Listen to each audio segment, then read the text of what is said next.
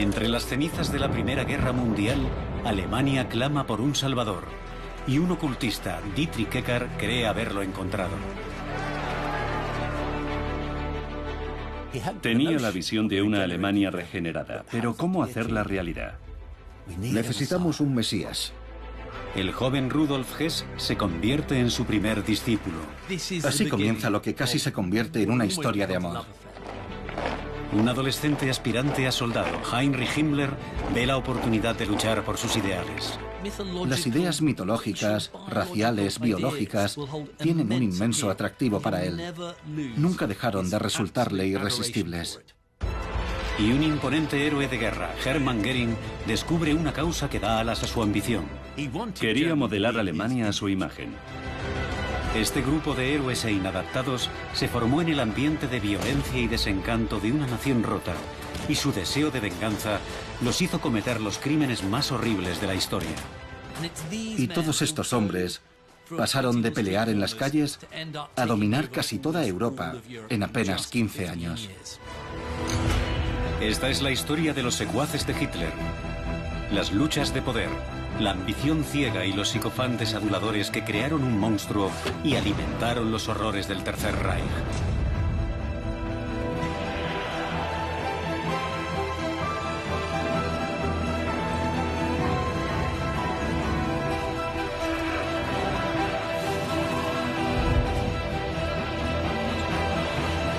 El círculo maléfico de Hitler. Héroes e inadaptados. La historia del círculo de confianza de Hitler comienza en los últimos días de la Primera Guerra Mundial. En un aeródromo al este de Francia, la escuadrilla alemana más famosa de todos los tiempos, el circo volador de Richthofen, aguarda su siguiente misión. 7 meses atrás habían perdido a su legendario líder, Manfred von Richthofen, el Barón Rojo.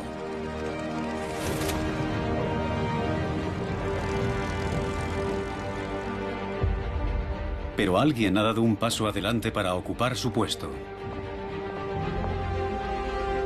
Es un as de la aviación llamado Hermann Göring.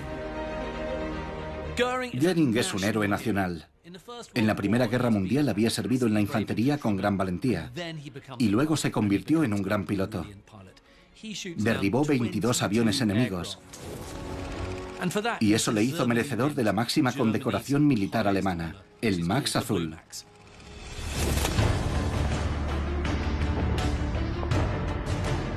Göring en sus años jóvenes era muy apuesto. Además era un hombre con principios, arrojado y valiente. Es una figura realmente impresionante, gracioso, ingenioso, un líder natural. De esos que si están en una habitación y hay 20 personas, enseguida están diciendo a las otras 19 qué hay que hacer. Hay rumores de que el emperador germano está a punto de tirar la toalla. Göring se muestra desafiante. La guerra puede ir mal y su escuadrilla se ha visto reducida a la mitad, pero él no es de los que se rinden. Göring reúne a sus hombres y les pide que ignoren todos esos rumores de que el Kaiser va a abandonarlos. Él jamás haría algo así, les dice. El Kaiser les será fiel como ellos le son fieles a él y se mantendrá firme por el honor de la patria.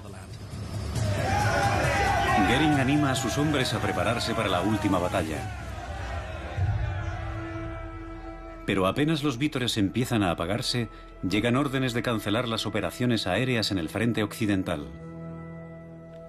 Esa orden fue un duro golpe para Göring. Significa que todo aquello por lo que ha combatido los últimos 4 años no ha servido para nada.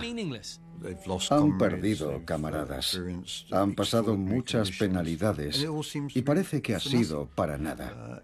Todo se convierte en humo en 1918. El Kaiser los ha abandonado y ha huido a Holanda. Alemania está a punto de rendirse.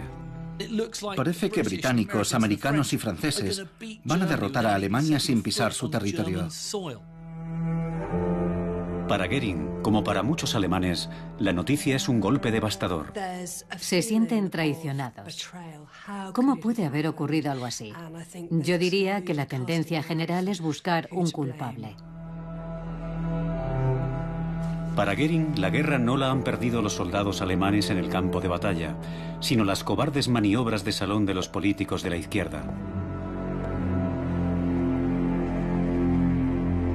En ese momento, Goering, como otros muchos millones de alemanes, siente que le han apuñalado por la espalda.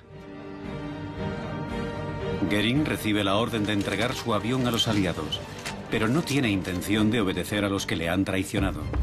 Para impedir que caigan en manos enemigas, ordena a sus hombres que estrellen sus aviones en suelo alemán. Este gesto de rebeldía revela seguridad en sí mismo y la idea de que puede saltarse las normas, de que las reglas no son para él. Su país se habrá rendido, pero él no piensa hacerlo.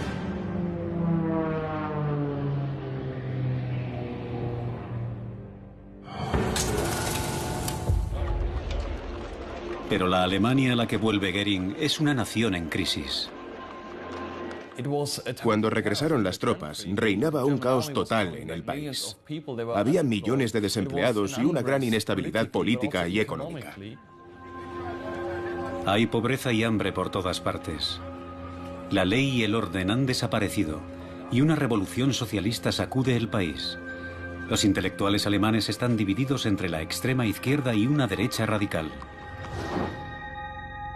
En el sur de Alemania, Múnich, la capital de Baviera, es un semillero de ideas extremistas. Entre la élite derechista de la ciudad, destaca un poeta y dramaturgo bávaro de 50 años, Dietrich Eckart.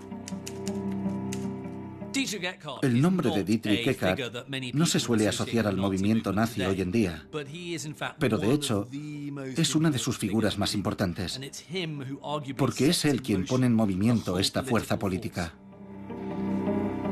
Eckart tiene fama de bebedor, pero obtuvo éxito y fortuna antes de la guerra, y es un hombre rico y bien conectado. Es un individuo oculto y un poeta conocido, capaz de expresar sus opiniones con claridad.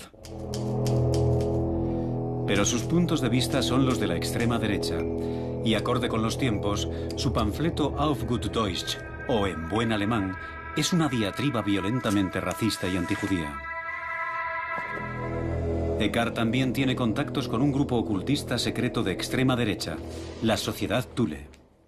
La Sociedad Thule estaba formada por un grupo de chiflados.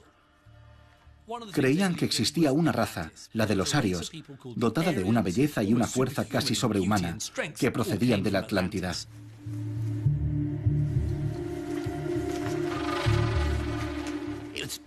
Se basan en la idea de que los arios eran la gran fuerza civilizadora de la historia y que los germanos procedían de ellos.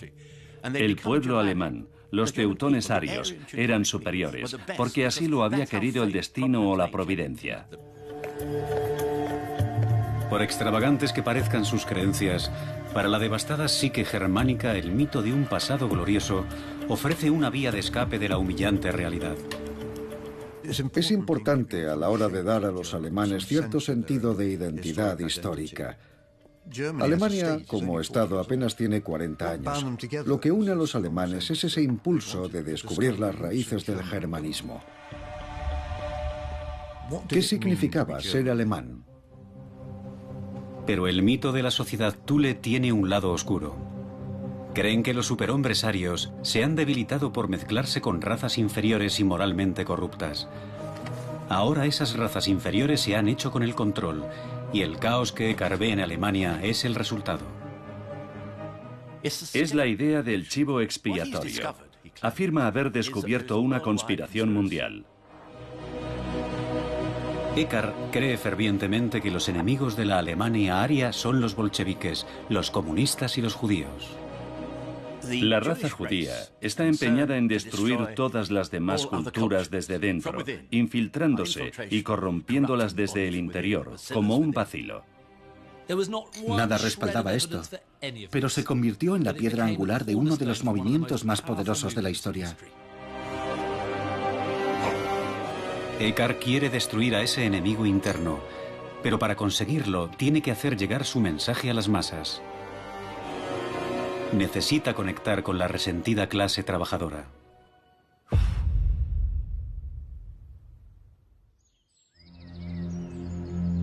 Mientras tanto, disuelta su escuadrilla, Hermann Göring regresa a Múnich. Vuelve de la guerra convertido en un héroe a ojos de muchos, pero siente un profundo resentimiento, rabia y frustración, porque después de tantos esfuerzos que deberían haber llevado a Alemania a la victoria, ha sufrido la más humillante derrota. Y Göring prueba personalmente el sabor de la humillación. La violencia callejera es habitual, y los oficiales desmovilizados como Göring son los principales objetivos de las violentas bandas socialistas. Sufre el ataque de unos matones que intentan arrancarle las insignias militares de su uniforme. No es la violencia física, sino la imperdonable afrenta al uniforme lo que le marcará para siempre. Lo que aumenta la amargura de Göring es el hecho de que su uniforme y todas las medallas que ha ganado ya no son símbolos que imponen respeto. Debía resultarle incomprensible. Habría sido impensable pocos meses antes. ¿Así recibían a hombres como él? Incapaz de encontrar trabajo en Múnich, el as de la aviación se ve obligado a sobrevivir como piloto acrobático. A principios de 1919 huye de Alemania. Esa necesidad de huir del caos se convertirá en una constante en su carrera.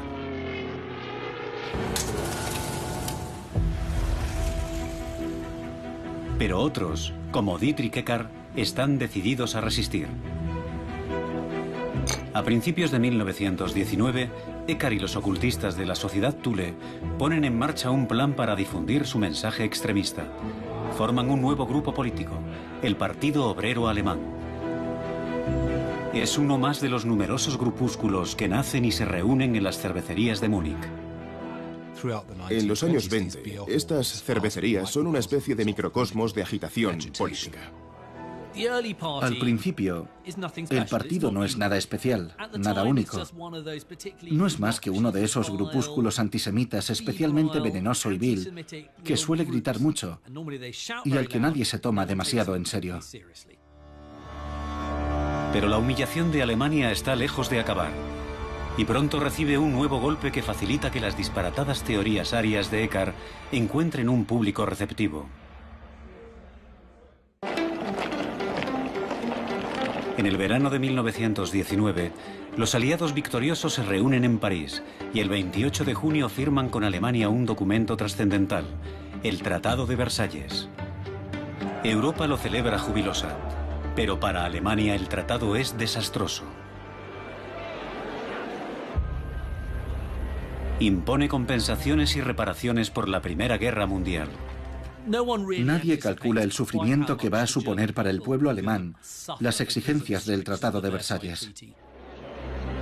Alemania tiene que pagar el equivalente a 860.000 millones de dólares actuales. Una quinta parte de su industria pasa a manos de los aliados y les arrebatan todas sus colonias de ultramar.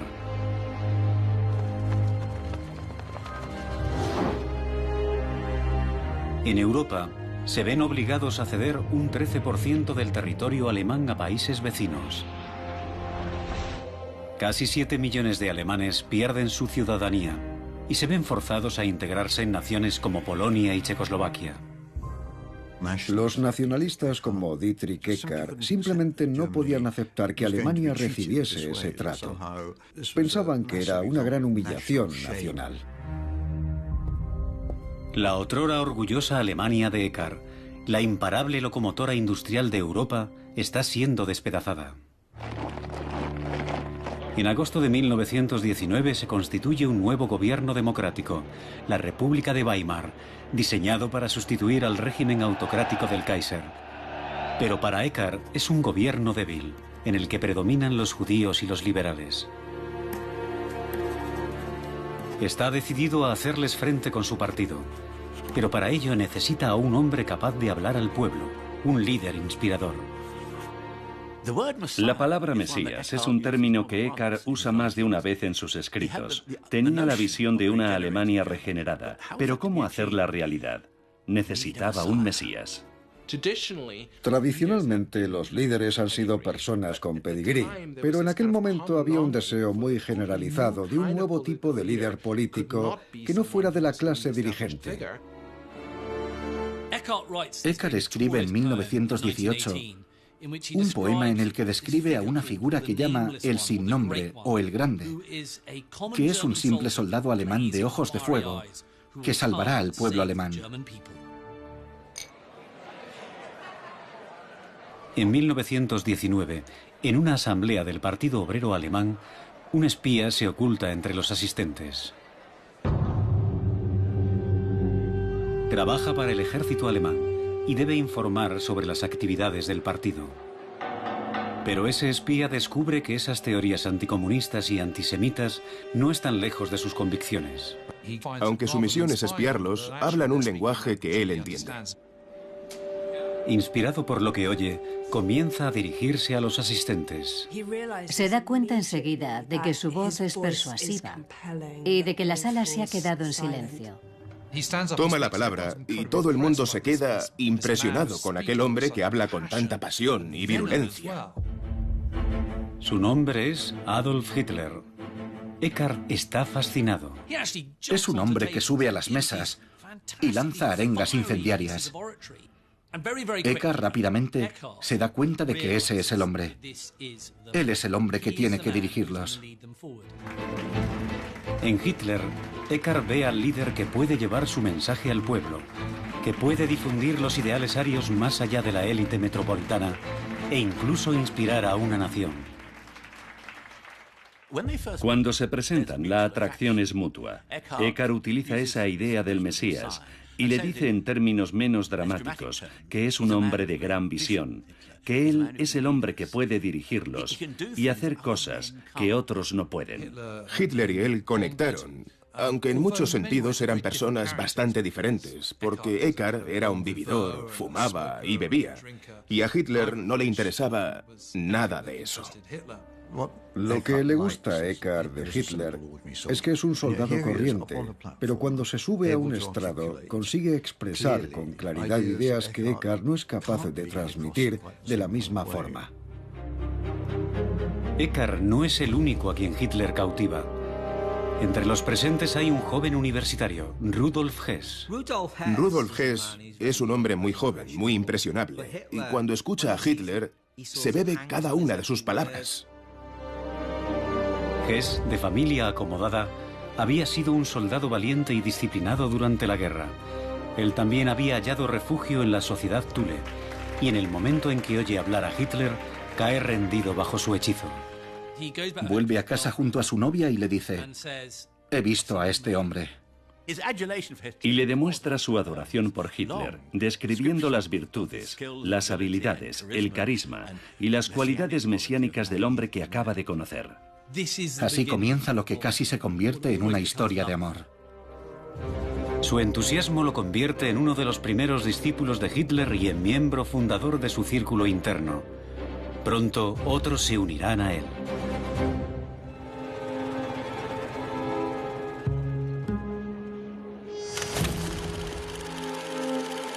Entre ellos hay un problemático joven de 19 años. Se llama Heinrich Himmler.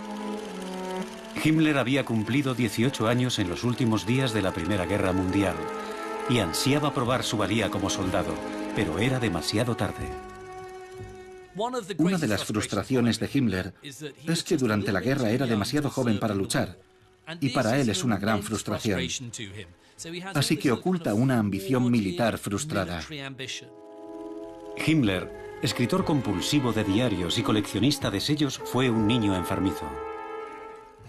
Himmler es un joven bastante raro. No es precisamente sociable. Yo creo que está un tanto reprimido sexualmente. Tenía un profundo complejo de inferioridad que intentaba compensar mostrándose muy agresivo y muy destructivo en su trato con la gente. Ansioso por mantenerlo al margen de problemas, su padre le hizo estudiar agricultura en la Universidad Técnica de Múnich. Pero Himmler tiene las mismas opiniones que los ocultistas Eckart y Hess, y sus ideas sobre la agricultura son muy diferentes de las de sus compañeros de estudios. Himmler es una figura misteriosa en muchos sentidos. Le encantaban los misterios, lo oculto, las leyendas.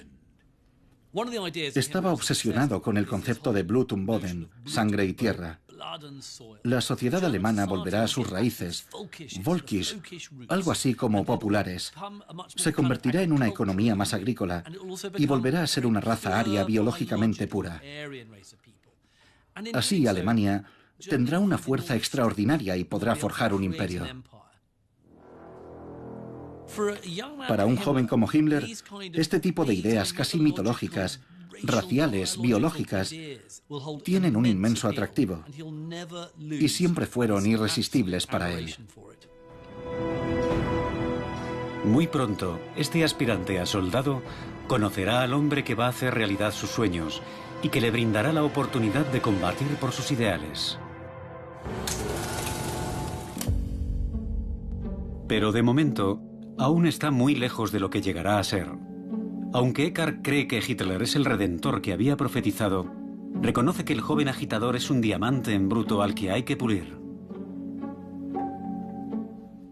Eckart se convierte, por así decirlo, en el mentor de Hitler. Eckart viste a Hitler como un hombre respetable. Le consigue una camisa, una corbata, un traje y una buena gabardina. Y a continuación se lo presenta a posibles padrinos adinerados y les dice: mirad, él es el hombre que un día liberará y dirigirá a Alemania. Pero con frecuencia para Eckart, ese diamante es difícil de pulir.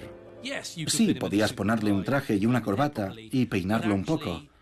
Pero cuando asistía a cócteles elegantes, empezaba a lanzar todo tipo de improperios contra los judíos.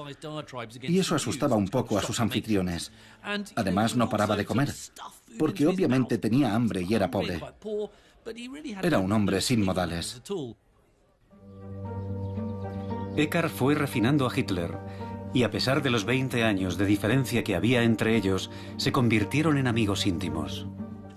La relación es la de maestro y alumno, incluso la de padre e hijo. Hay un sentimiento común que los hermana.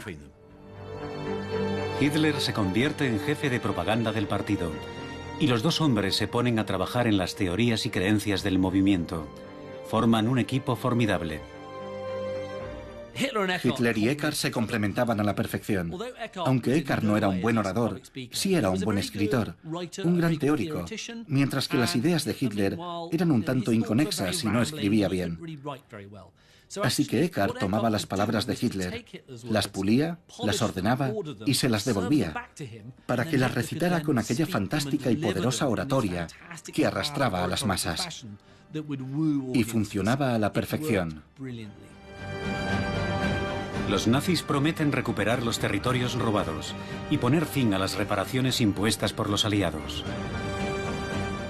Lo mejor es que son ideas muy simples, fáciles de recordar y que generan un gran rendimiento político. Eckart elige su grito de guerra, Deutschland erwache, Alemania despierta.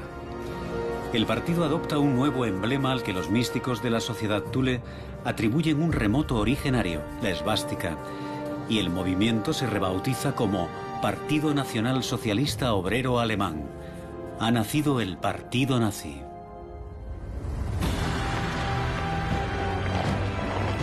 El movimiento comienza a cobrar impulso y gente poderosa empieza a fijarse en él. Hombres como el capitán Ernst Röhm. Para los nazis, Röhm, oficial del ejército alemán en activo, puede ser una figura clave, ya que tiene a su alcance hombres y armas. Röhm era un soldado condecorado en la Primera Guerra Mundial. Había recibido numerosas medallas al valor. Le gustaba la guerra, el ejército, el combate y el conflicto. Creía que solo se puede alcanzar un fin usando la violencia. Pero a consecuencia del Tratado de Versalles, el ejército de Röhm se había reducido a apenas 100.000 hombres. Los aliados estaban requisando y destruyendo su equipo. El ejército elige a Röhm para formar en secreto grupos paramilitares extraoficiales y almacenar armamento. Röhm traficaba con armas, por lo que le pusieron el apodo de el rey de las ametralladoras. Utilizaba el miedo y la violencia para hacer su trabajo. Es un personaje desagradable, un matón, y además es adicto al poder y a la autoridad. Röhm se ve atraído inevitablemente por el mensaje nazi y por su carismático portavoz. Pero en su relación con Hitler no hay ninguna admiración. Para él, Hitler solo es un medio para alcanzar sus fines.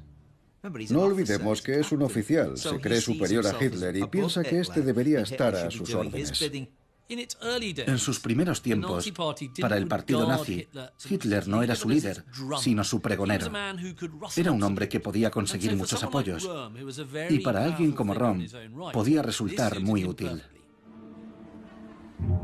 Röhm se une al movimiento, apoya a Hitler económicamente y le presenta a militares patriotas de alta graduación.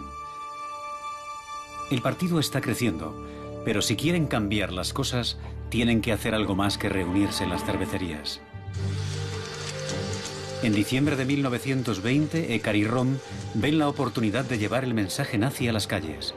Recaudan fondos para comprar el fracasado semanario de la Sociedad Thule.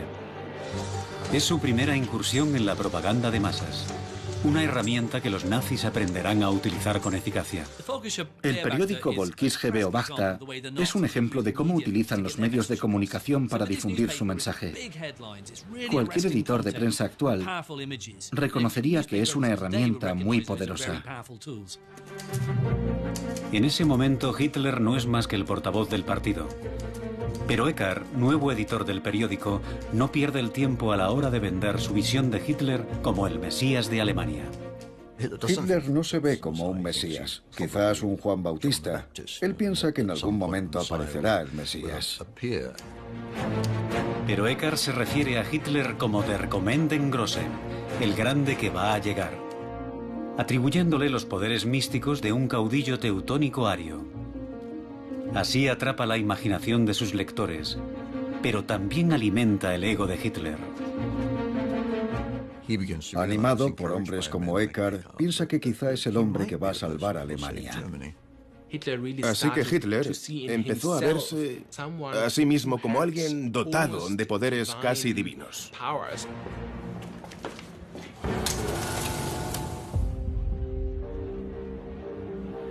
Eckart no es el único que ve a Hitler así.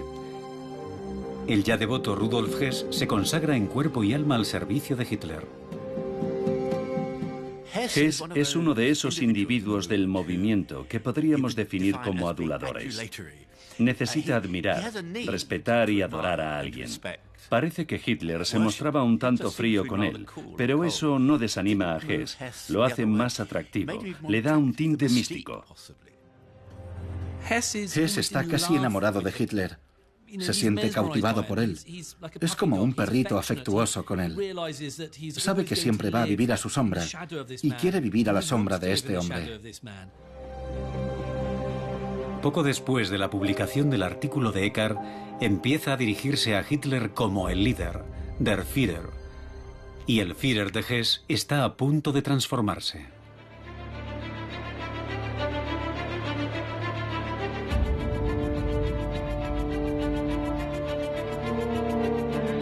En julio de 1921, el partido nazi entra en crisis.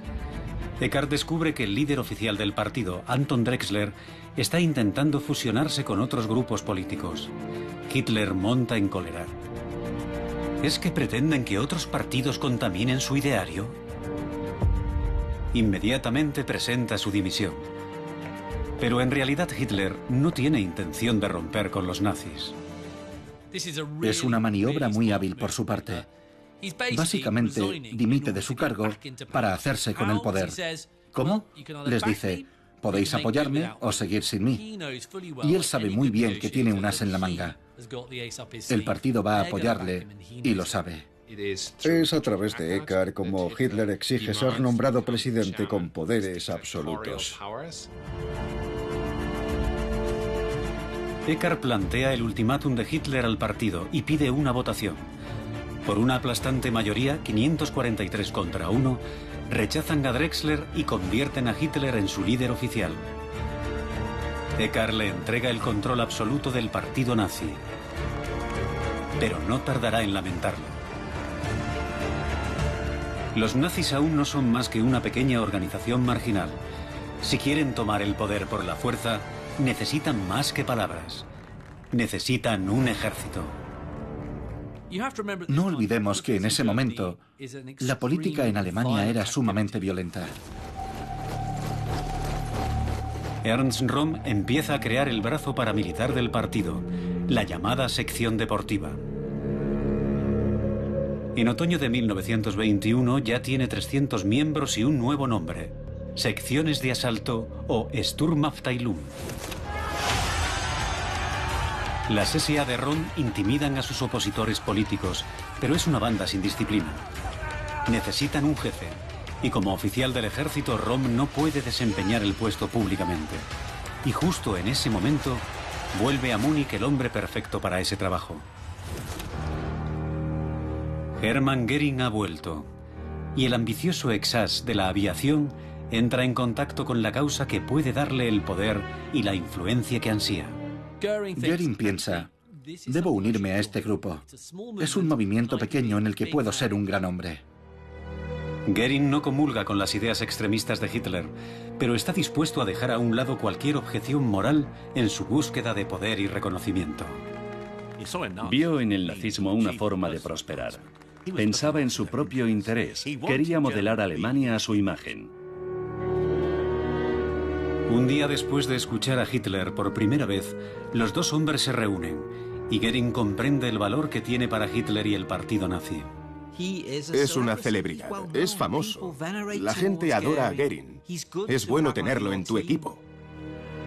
Junto con los otros miembros del creciente círculo de confianza, comenzará a sacar de las sombras al joven partido nazi. Mientras Hess sigue reclutando a nuevos miembros y Röhm facilita el entrenamiento secreto con armamento, Göring se concentra en convertir a la Sturmabteilung en una fuerza formidable. Göring era indudablemente un político capaz y un eficaz organizador de la sección de asalto. Sabía lo que hacía. Hitler declararía más adelante: Yo le entregué una turba de desarrapados y en poco tiempo organizó una división de 11.000 hombres.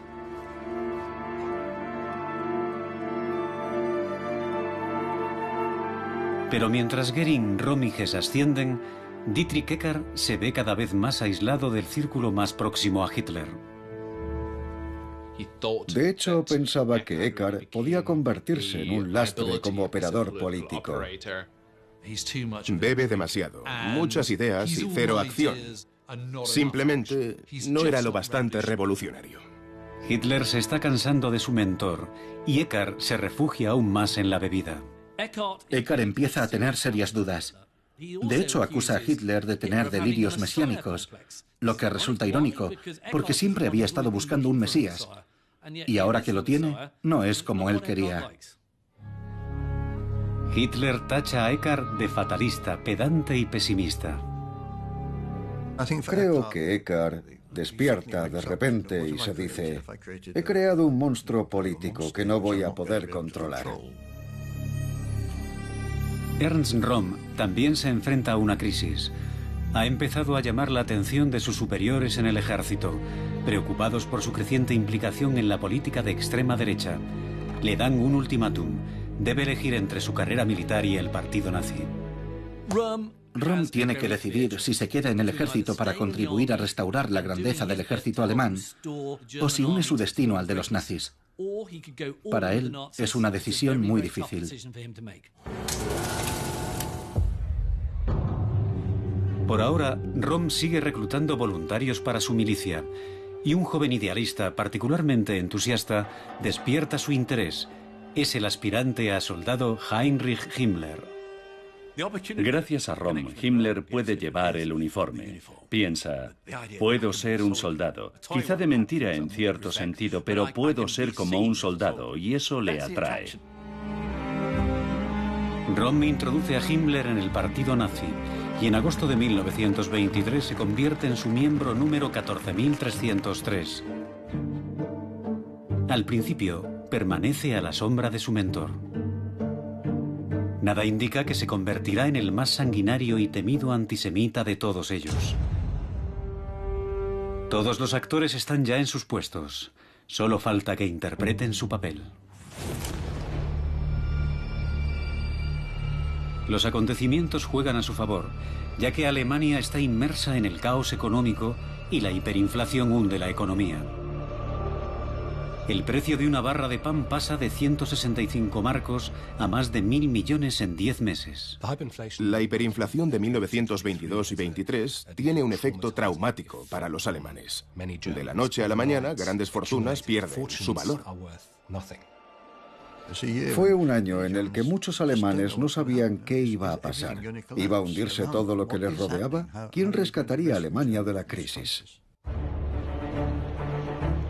El gobierno de la Weimar no tiene más remedio que incumplir los pagos a los aliados. Como represalia, tropas francesas y belgas se apoderan de uno de los pocos activos de valor que le quedan a Alemania, el Ruhr, el corazón industrial del país. Por primera vez tropas extranjeras ocupan territorio alemán. No hay nada peor para un pueblo que una ocupación. Y para los alemanes, un pueblo muy orgulloso, es un verdadero insulto y una humillación. Para Göring y los nazis, esto es una llamada a las armas. Así que se dan las condiciones perfectas. Un colapso de la economía y la ruina de las clases medias. Creen que este es el momento. En 1923 dicen, vamos a dar el golpe. Göring sabe que el tiempo vuela y quiere entrar en acción ya. La crisis económica está afectando a las reservas del partido y las milicias de las SA están inquietas.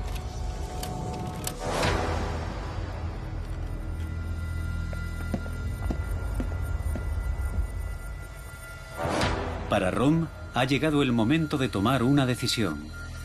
Elige abandonar el ejército y apostarlo todo al éxito de un golpe de Estado nazi. Röhm anima a Hitler, insistiendo en que gran parte del ejército los apoya y no se opondrá a ellos. Todos coinciden en que ha llegado la hora de tomar el poder.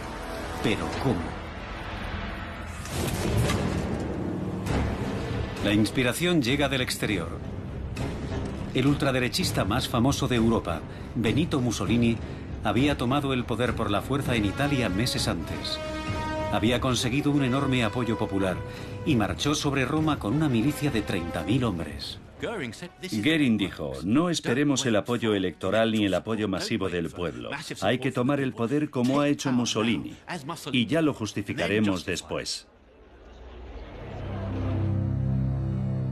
El plan es tomar primero Baviera y luego marchar contra el gobierno nacional en Berlín.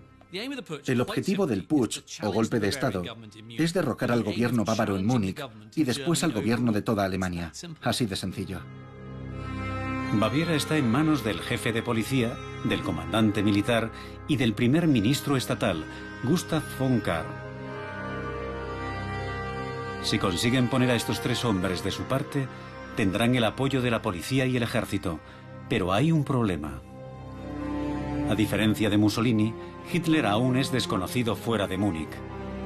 Para tener alguna posibilidad de triunfar, necesitan una figura provisional conocida en todo el país.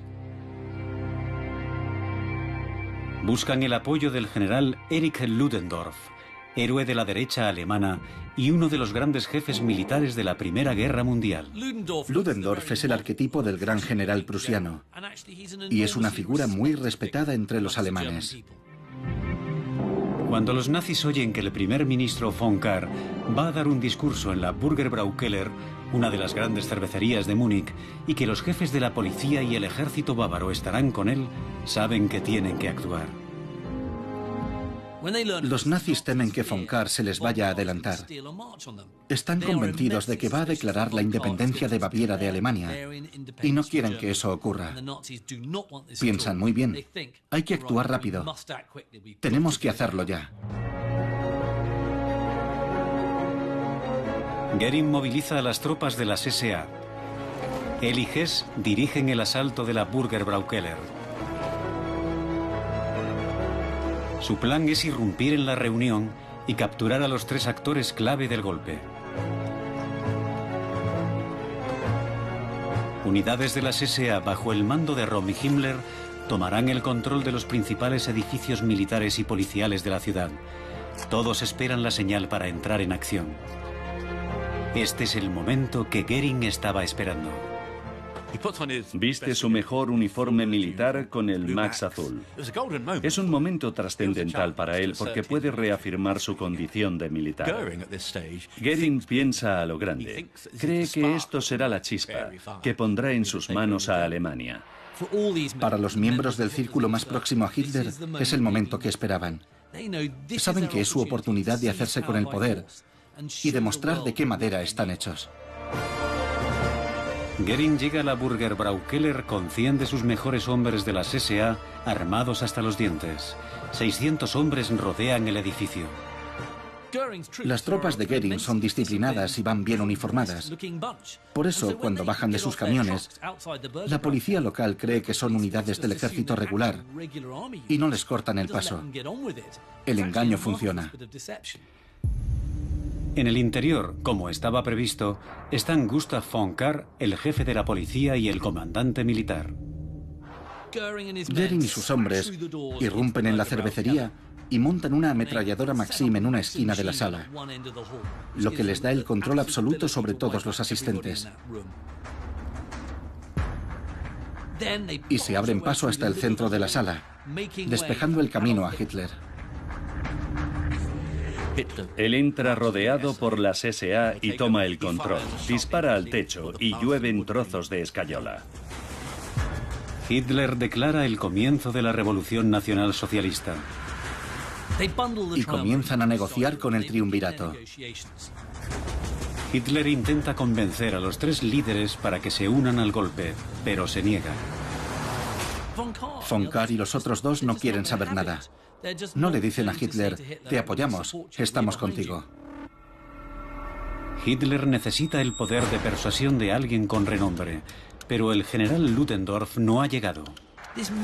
La figura carismática que han reclutado para que les dé brillo y autoridad no se presenta. Pistola en mano, Hitler los amenaza, pero no cede. Hitler es consciente de que no pueden empezar a disparar a la gente. Con eso no consiguen nada. Aquello está siendo un desastre. Mientras tanto, Hess busca a oponentes políticos relevantes para secuestrarlos y sacarlos de la ciudad, mientras Goering controla al público.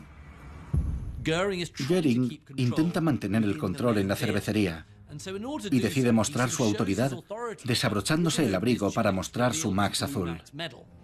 Y empezó a bromear con ellos. Les decía que estuvieran tranquilos, que tenían cerveza de sobra. Ahí es donde aparece el mejor Goering, o el peor, se podría decir. Una vez que la cervecería está controlada, Rom recibe la llamada para entrar en acción. Ordena a sus hombres que tomen el Ministerio de la Guerra bávaro. Himmler porta orgulloso la vieja bandera imperial. Dicen que siempre se situaba detrás para animar a los demás a avanzar. Puede que sea una calumnia sobre su carácter, se podría decir, pero en esta marcha era el portaestandarte. Se diría, estoy haciendo el papel de un soldado.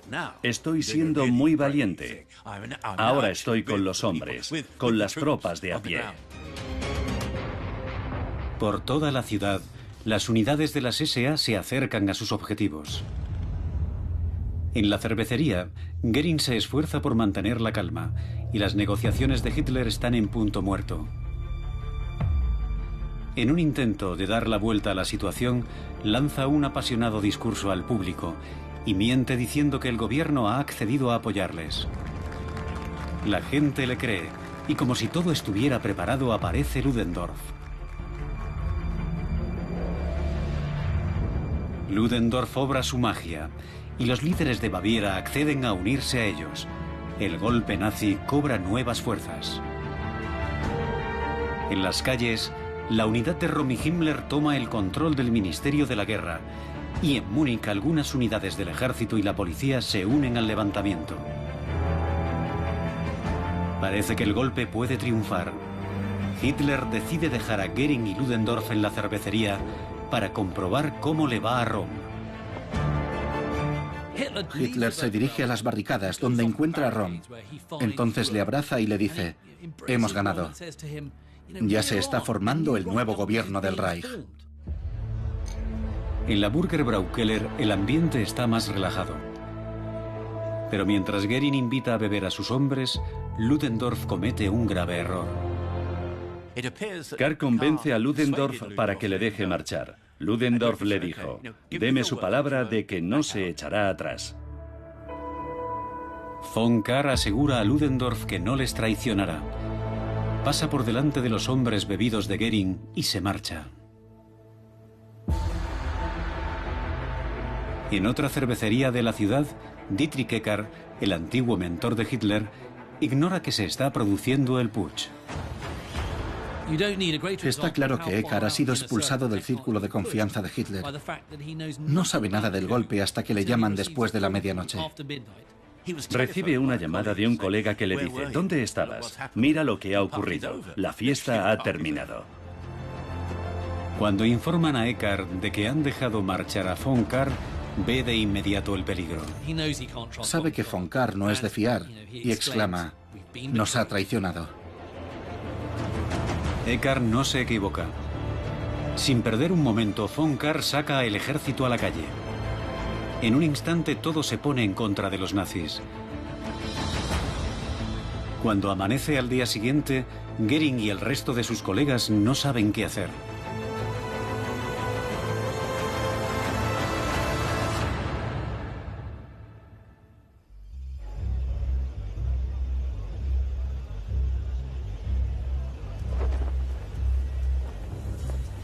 Esa misma mañana Eckart se dirige a la sede del partido nazi. Las tropas de las SA corean el grito de guerra que él acuñó: Alemania despierta. Pero el hombre que puso todo aquello en movimiento se ha quedado fuera. Entonces llega su antiguo pupilo.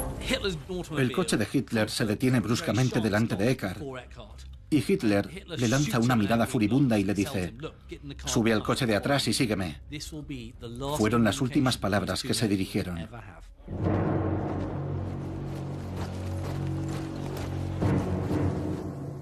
En un intento de reactivar el golpe, Ludendorff toma la iniciativa. Ludendorff reacciona y dice: hay que marchar.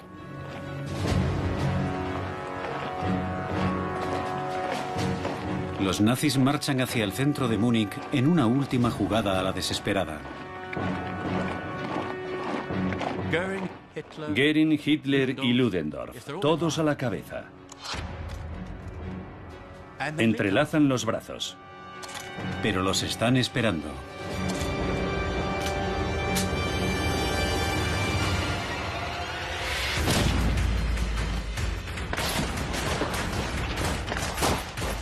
Goering recibe un disparo en una pierna.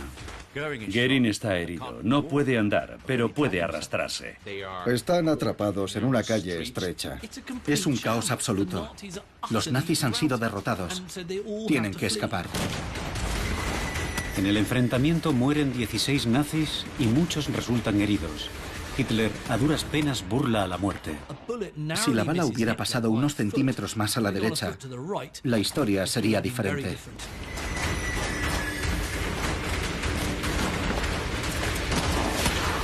Eckart ve cómo el hombre al que señaló como el grande huye para salvar la vida. El golpe ha sido un completo desastre.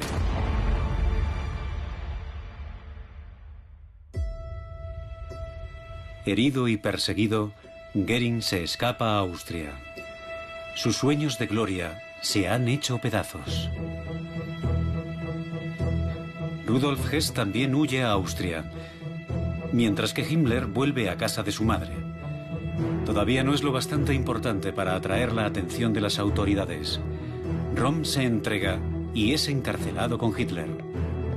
El putsch fue un fracaso total. El grupo se ha roto, el partido se ha dispersado y el Führer está entre rejas.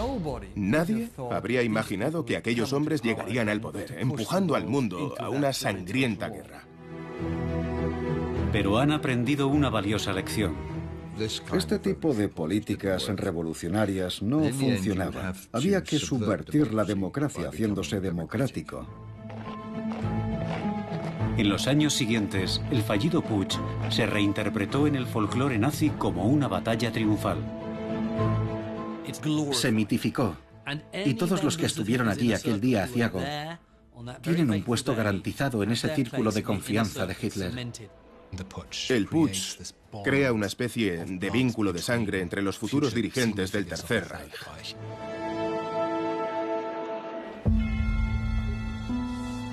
Pero Dietrich Eckart no vivirá para ver el ascenso del Tercer Reich. Apenas 6 semanas después del golpe fallido, agoniza en un hospital. Años de excesos con el alcohol le han pasado factura. Sus últimas palabras son proféticas. Seguid a Hitler, bailará, pero soy yo quien toca la melodía. No lloréis por mí, porque he influido en la historia más que ningún alemán. Aquí tenemos al Eckart prototípico. Se presenta como el hombre que mueve los hilos, el auténtico arquitecto de la nueva Alemania que está por venir.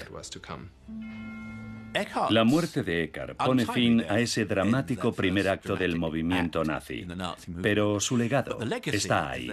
Eckart no llegaría a verlo, pero al menos en público, Hitler siempre lo respetará casi como un miembro de su círculo de confianza.